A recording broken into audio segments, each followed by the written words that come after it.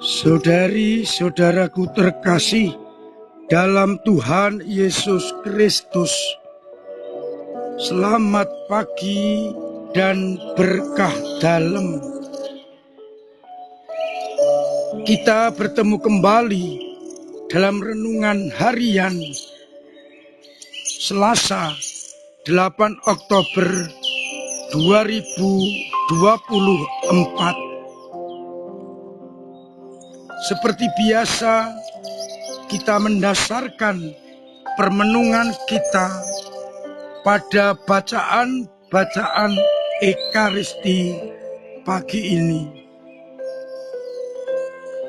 Bacaan yang pertama dikutip dari kitab Surat kepada orang Galatia bab 1 ayat 13 sampai 24. Di mana Paulus menegaskan kepada umat di Galatia bahwa ia benar-benar dipilih Allah.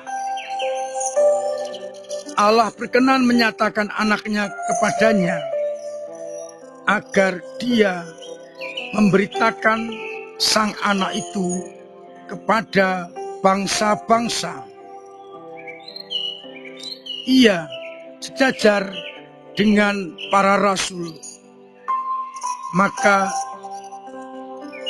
umat tidak perlu ragu-ragu akan pewartaan Paulus. Sedangkan pada bacaan Injil, kita mendengarkan Injil Lukas bab 10 ayat 38 sampai 42 yang berisi mengenai Yesus yang berkunjung ke rumah Marta dan Maria. Marta sibuk dengan pelayanan untuk menjamu Yesus.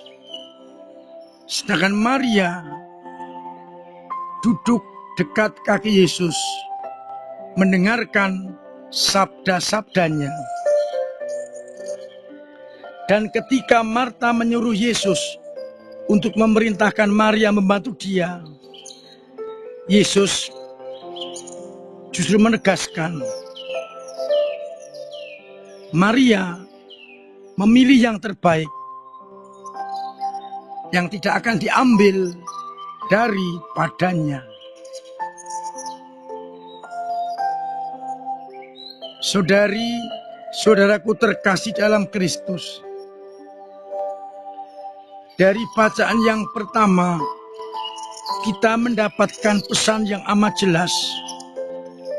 Allah memakai siapapun juga yang dikehendaki untuk pewartaan Injil, termasuk Paulus yang dulu menjadi penganiaya, dipilih menjadi rasul.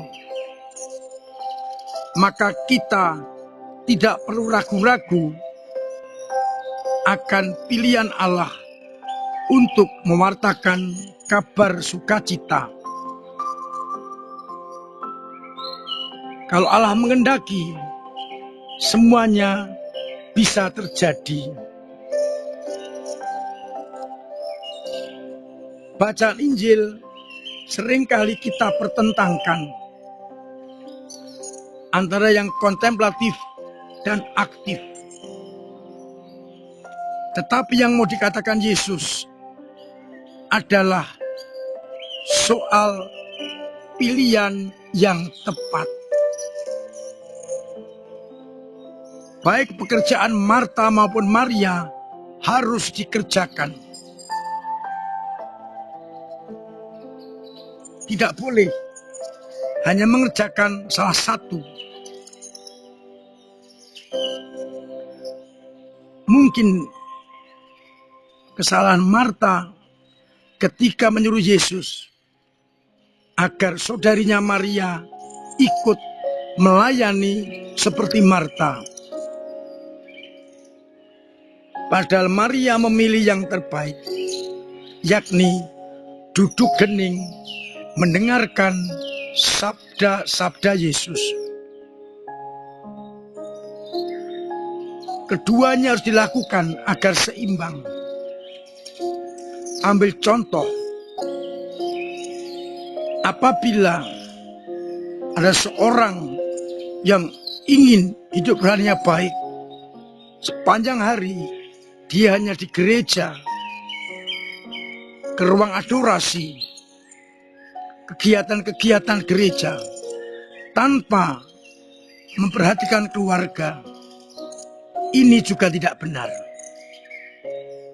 Atau sebaliknya, sibuk dengan urusan-urusan duniawi, lupa akan yang pokok, berdoa, membaca kitab suci, ke gereja, dan sebagainya. Oleh karena itu yang paling pokok adalah memilih yang terbaik, yang lain jangan dilupakan.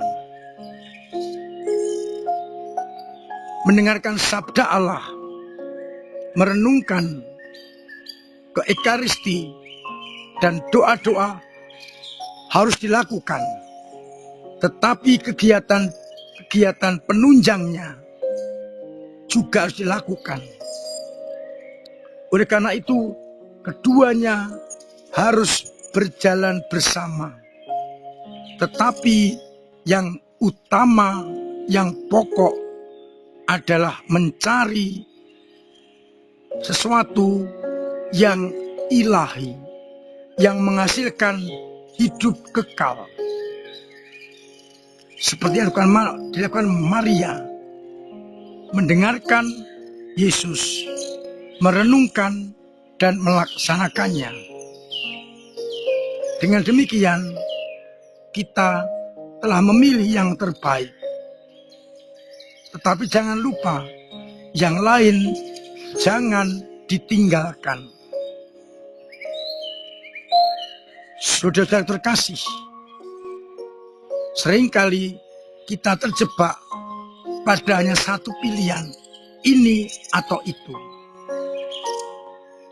Bagaimanapun juga, kedua-duanya harus dijalankan. Tapi yang paling penting dan paling pokok ialah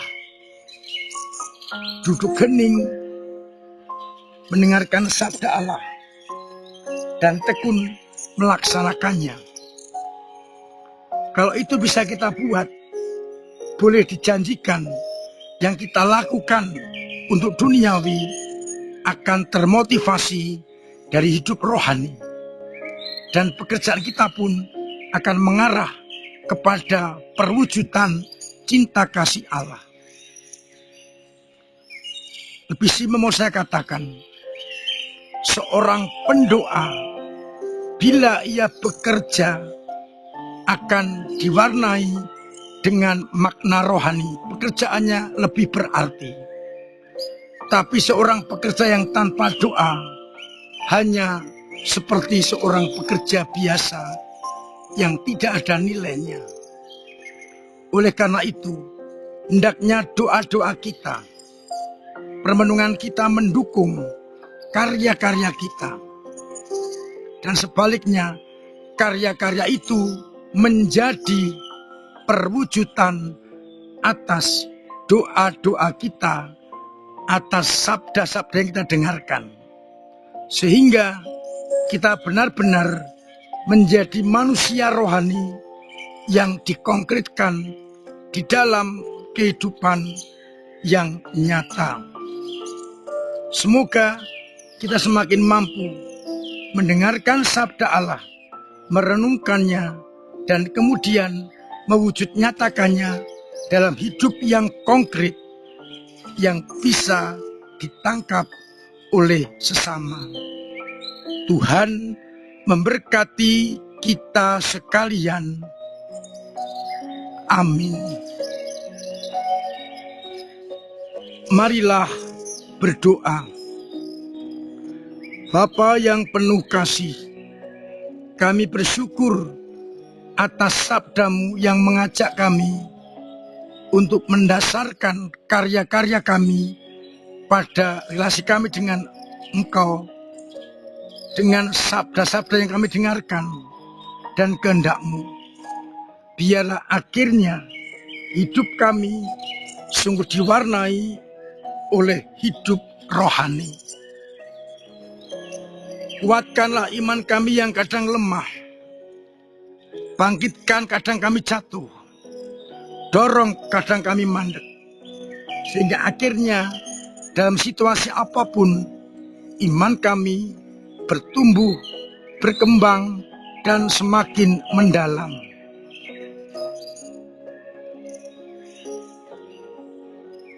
Semoga umat-Mu yang sakit Engkau sembuhkan.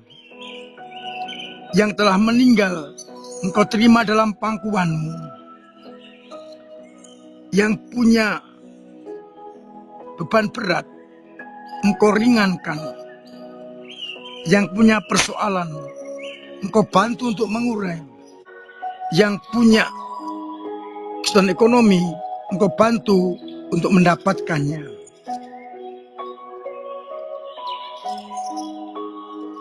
Semoga Engkau terus menjaga umat-Mu agar akhirnya mereka tetap merasakan kasih karunia-Mu. Untuk itu berkati kami, Bapa dan Putra dan Roh Kudus. Amin. Saudara terkasih, tetap saya ingatkan, saya dorong untuk terus memulai mencari, mewujud nyatakan pola hidup sehat, agar kita tetap sehat. Terima kasih untuk segala usaha dalam ambil bagian dalam karya gereja, lewat doa-doa, tenaga, karya, serta dana yang akan membantu gereja mewujud nyatakan kerajaan Allah di tengah masyarakat.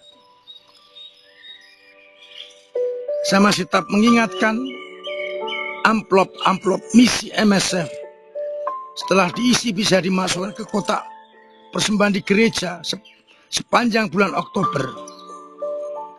Panjenengan yang belum punya amplop bisa mengambil dekat pintu masuk gereja, baik pintu utama maupun pintu samping.